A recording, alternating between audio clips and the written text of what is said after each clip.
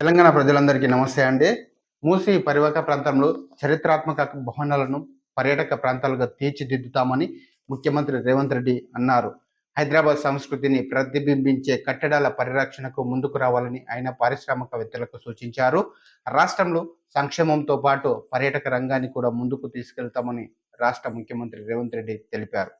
హైదరాబాద్లోని పలు పురాతన మెట్ల బావుల పునరుద్ధరణ కోసం సిఐఐతో రాష్ట్ర పర్యాటక శాఖ శుక్రవారం ఒప్పందం చేసుకుంది. కార్యక్రమంలో ముఖ్యమంత్రి రేవంత్ రెడ్డి మాట్లాడుతూ మూసీ ప్రక్షాళన కార్యక్రమాన్ని ప్రభుత్వం ప్రతిష్టాత్మకంగా తీసుకుందని, గత ప్రభుత్వాల నిర్లక్ష్యంగా కారణంగా నగరంలోని అనేక చారిత్రక కట్టడాలు శిథిలావస్థకు చేరుకున్నాయని సీఎం అన్నారు. ప్రస్తుతం పాత అసెంబ్లీ భవనాన్ని పునరుద్ధరిస్తున్నామని, త్వరలోనే అందులో శాసనమండలి ఏర్పాటు చేయనున్నట్లు ముఖ్యమంత్రి వెల్లడించారు. ప్రస్తుతం శాసనమండలి ఉన్న జూబ్లీ హాల్కు చారిత్రక ప్రాధాన్యత ఉందన్నారు. ప్రత్యేక టెక్నాలజీతో ఆ భవనాన్ని నిర్మించారని, భవిష్యత్తులో దాన్ని పరిరక్షించాల్సిన అవసరం ఉందని సీఎం అభిప్రాయపడ్డారు. జూబ్లీ హాల్ను దత్తత తీసుకొని పరిరక్షించాలని ఆయన సిఐఐకి సూచించారు. ఉస్మానియా ఆసుపత్రి భవనాన్ని పరిరక్షిస్తామని, ఇందుకోసం చర్యలు తీసుకుంటున్నామన్నారు. ఉస్మానియా ఆసుపత్రిని గోషమాల్ స్టేడియానికి తరలిస్తున్నట్లు వివరించారు. హైకోర్టు భవనాన్ని కూడా రక్షించాల్సిన అవసరం ఉందని సీఎం అన్నారు. రాజేంద్ర నగర్లో హైకోర్టు నూతన భవనం నిర్మాణం కోసం 100 ఎకరాల స్థలాన్ని కేటాయించినట్లు రేవంత్ రెడ్డి తెలిపారు.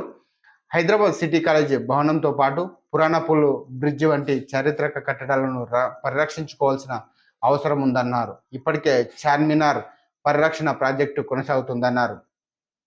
పురాతన బావులు దత్తత తీసుకున్న పారిశ్రామికవేత్తలు నగరంలోని పురాతన మెట్ల బావులను పునరుద్ధరించి పర్యాటక ప్రాంతాలుగా తీర్చిదిద్దడానికి పలువురు పారిశ్రామికవేత్తలు ముందుకు రావడం జరిగిందని, ఈ మేరకు ముఖ్యమంత్రి రేవంత్ రెడ్డి వారు ఒప్పంద పత్రాలు అందజేశారు. ఉస్మానియా యూనివర్సిటీలోని మహాలక మెట్ల బావి పునరుద్ధరణకు ఇన్ఫోసిస్ సంస్థ ఒప్పందం చేసుకుంది. సాయి లైఫ్ సంస్థ మంచిరేవుల మెట్ల బావిని దత్తత తీసుకుంది.